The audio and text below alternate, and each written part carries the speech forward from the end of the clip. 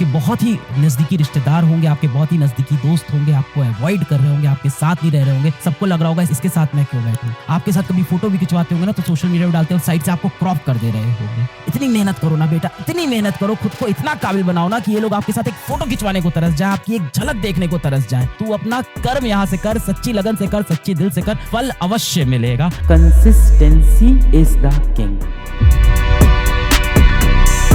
चेहरे पे मुस्कान लेके घूमते हैं और दिल ही दिल हम टूटे जाते हैं, दिल ही दिल कमजोर पड़ रहे होते हैं। और अपना दर्द बताएं भी तो किसको बताएं। माता पिता जो सबसे हमारे निकट हैं, जो सबसे करीब हैं, उनको नहीं बता सकते, क्योंकि उनके जीवन में हमें लगता है कि पहले से ही इतनी परेशानी है, पहले से ही इतना प्रेशर है। पापा के ऊपर ऑफिस का बहुत प्रेशर है, बॉस का बहुत प्रेशर है, घर के खर्चों का प्रेशर है, मम्मी के ऊपर घर के काम काजों का प्रेशर है, मम्मी के ऊपर परिवार के तानों का प्रेशर है। परिवार वाले उनको टारगेट करते हैं कि तुम्हारे बच्चे क्या कर लेंगे, तुम्हारा घर तो इतना छोटा सा है, इतने गरीब घर से तुम आते हो, क्या होगा तुम्हारा।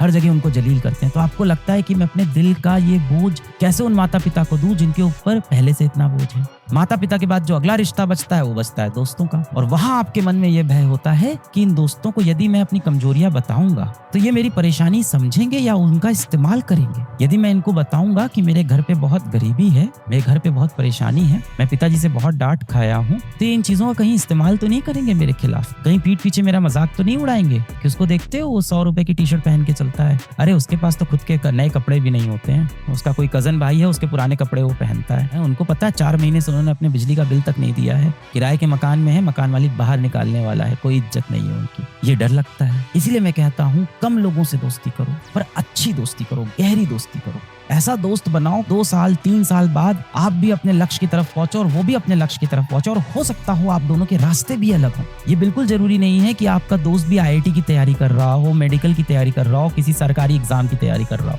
नहीं, जीवन में उसके अपने लक्ष्य हो सकते हैं। हो सकता हो बहुत बड़ा वो खिलाड़ी बनना चाहता हो, बहुत बड़ा गायक बनना चाहता हो, बहुत बड़ा वो पेंटर बनना चाहता हो सकता हो आपके दोनों के रास्ते भी अलग हो जाए, हो सकता हो बातचीत भी कम हो जाए। और अक्सर आप देखोगे जो बहुत गहरे दोस्त होते हैं ना, उनमें ये फोन पे व्हाट्सएप वगैरह पे ज्यादा बातचीत नहीं होती है। और जो बहुत गहरे दोस्त होते हैं ना, वो जल्दी एक दूसरे से ये कहते भी नहीं है कि तुम मेरे बेस्ट फ्रेंड हो, तुम मेरे सबसे क्लोज फ्रेंड हो। अनसेड रूल होता है, अनकहा नियम होता है कि हाँ तेरी दोस्ती मेरी दोस्ती सबसे ऊपर है, पर बार बार बोलना नहीं पड़ता उनको। व्हाट्सएप पे उनको दोस्ती वाली शायरी नहीं शेयर करनी पड़ती, उनको वो दोस्ती वाले स्टेटस नहीं लगाते। इनफैक्ट इतनी गहरी दोस्ती होती है कि फ्रेंडशिप डे कब आया कब निकल गया उन दोस्तों को पता भी नहीं चलता है, उनसे हम बोलना भी भूल जाते हैं। अक्सर आप देखना जो आपके सबसे बेहतरीन मित्र होंगे, सबसे बेस्ट फ्रेंड होंगे, उनसे कभी आपने ये बात ही नहीं की होगी कि तू मेरा बेस्ट फ्रेंड है, तू मेरा सबसे अच्छा दोस्त है, तेरे लिए मैं कुछ भी कर जाऊंगा। क्योंकि ये सब बातें बोलने की नहीं होती, ये सब बातें करने की होती है, निभाने की होती है। जब आप घर में बैठ के पढ़ाई कर रहे हो तो आपका सच्चा मित्र वही होता है जो उस समय आपको एक मैसेज करे कि भाई आज खेलने आएगा, और अगर आपने रिप्लाई नहीं किया तो पलट के फिर कॉल ना करे कि भाई आ जा,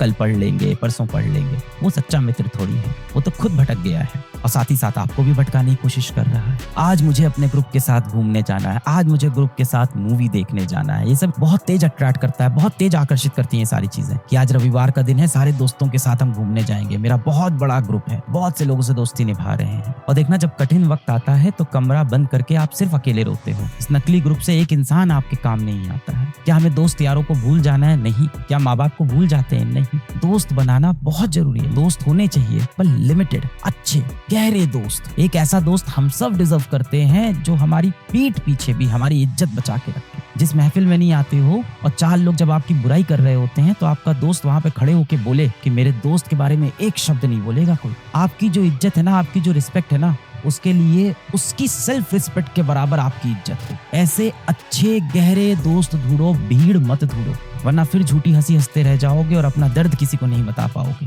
कोई भी कीमती चीज मिले, आपका कीमती समय हो सकता है, आपके लिए कोई कीमती व्यक्ति हो सकता है, आपके लिए कोई कीमती सामान हो सकता है। उन चीजों की बेटा कद्र करना सीखो, वरना आगे जीवन में जाके बहुत पछतावा होता है कि मैंने जीवन में कीमती चीजों की कद्र नहीं की। सिर्फ आपके माँ बाप और आपके शिक्षक ये चाहते हैं कि आप जीवन में उनसे आगे निकल जाओ। इसको छोड़ के पूरी की पूरी दुनिया आपकी जो है ना बेटा वो मतलब की होती है। आप किस हाल में हो इस बात से किसी को कोई फर्क नहीं पड़ता। आप इस समय अपने बाथरूम में छुप के रो रहे हो या अपने बंद कमरे में बैठ के आप स्ट्रगल कर रहे हो, दुनिया को इसकी कुछ नहीं पड़ी है। आपके बहुत ही नजदीकी रिश्तेदार होंगे, आपके बहुत ही नजदीकी दोस्त होंगे, आपको अवॉइड कर रहे होंगे, आपके साथ नहीं रह रहे होंगे, सबको लग रहा होगा इसके साथ मैं क्यों बैठूं। आपके साथ कभी फोटो भी खिंचवाते होंगे ना तो सोशल मीडिया पे डालते हो, साइड से आपको क्रॉप कर दे रहे होंगे। इतनी मेहनत करो ना बेटा, इतनी मेहनत करो, खुद को इतना काबिल बनाओ ना कि ये लोग आपके साथ एक फोटो खिंचवाने को तरस जाए, आपकी एक झलक देखने को तरस जाए, और उसका समय अभी आपके पास बाकी है। एक बात याद रखना बच्चा कि असफलता ना हमेशा अनाथ होती है और सफलता को गोद लेने वालों की दुनिया में कमी नहीं है। जिस दिन आप सफल हो जाओगे ना, ये सारे लोग लौट के आपके पास वापस आ जाएंगे। तो इन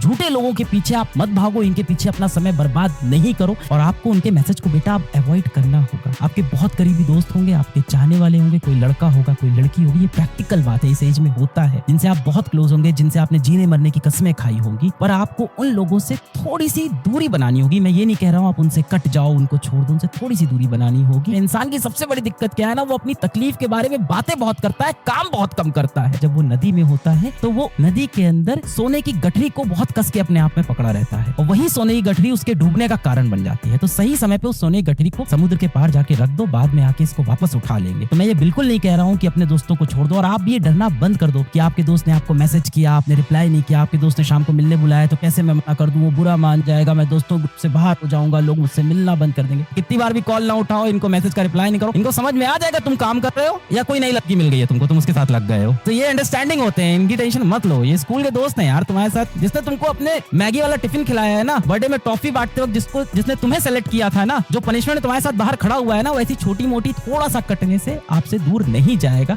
ये दोस्ती और ये रिलेशनशिप आपके साथ स्टे करेगा। अगर सच्चा रिलेशनशिप होगा तो ऐसे समय में आपको मोटिवेट करेगा कि आप पढ़ाई करो। जो बच्चे रिलेशनशिप में है उनके लिए भी बोल रहा हूँ कि ये समय आ गया है कि आप अपने कर्म पे ध्यान दो। मेरे अर्जुन, तू अपना कर्म यहाँ से कर, सच्ची लगन से कर, सच्ची दिल से कर, फल अवश्य मिलेगा। मैं हमेशा बोलता हूँ consistency is the king, consistency is the king. लगे रहेंगे, छोड़ देना सबसे बड़ी गलती हो सकता हो किसी दिन आप 2 घंटे पढ़ो और अगले दिन हो सकता हो 6 घंटे पढ़ो, फिर हो सकता हो अगले दिन फिर आप 4 घंटे पढ़ो, फिर अगले दिन 6 घंटे पढ़ो, फिर अगले दिन हो सकता हो 1 घंटे पढ़ो, ये भी हो सकता है। पर इस बीच आपको क्या नहीं करना है कि अगर 6 घंटे नहीं पढ़े तो कुछ नहीं पढ़ेंगे। कई लोग ऐसा उसूल बना लेते हैं, और ये वही लोग हैं जो बोलते हैं कि कल से पढ़ाई करूंगा, कि आज का दिन तो चला गया, अब 6 घंटे पढ़ नहीं पाऊंगा, तो बचा कुचा जो दिन है वो मैं किसी तरह से व्यतीत कर लेता हूँ और कल से फिर से अच्छे से शुरू करूंगा और कल से एकदम अच्छे से 6 घंटे पढ़ूंगा। फिर अगला दिन आया, अगले दिन 6 घंटे आपने पढ़ाई की, उसके अगले दिन फिर आपने 6 घंटे पढ़ाई की, अगले दिन कुछ घर में मेहमान आ गए या स्कूल में कुछ ऐसा प्रोजेक्ट मिल गया, नहीं हो पाया, आधा दिन गया, अब आपने कहा आप कुछ नहीं पढ़ोगे आज, अब आप अगले दिन से पढ़ोगे। फिर अगले दिन आपने कोशिश की, फिर 6 घंटे पढ़ाई की। तो ये आपकी गलत अप्रोच हो जाती है। इससे अच्छा क्या है कि हाँ, पहले दिन मैंने 6 घंटे पढ़ाई की, अगले दिन हो सकता हो मेरी 4 घंटे पढ़ाई हो, अगले दिन फिर मेरी 6 घंटे पढ़ाई हो। जिस दिन मुझे कुछ 6 घंटे नहीं मिल पाया फिर भी मैं 3 घंटे पढ़ाई करूंगा, अगले दिन फिर मैं 6 घंटे पढ़ाई करूंगा।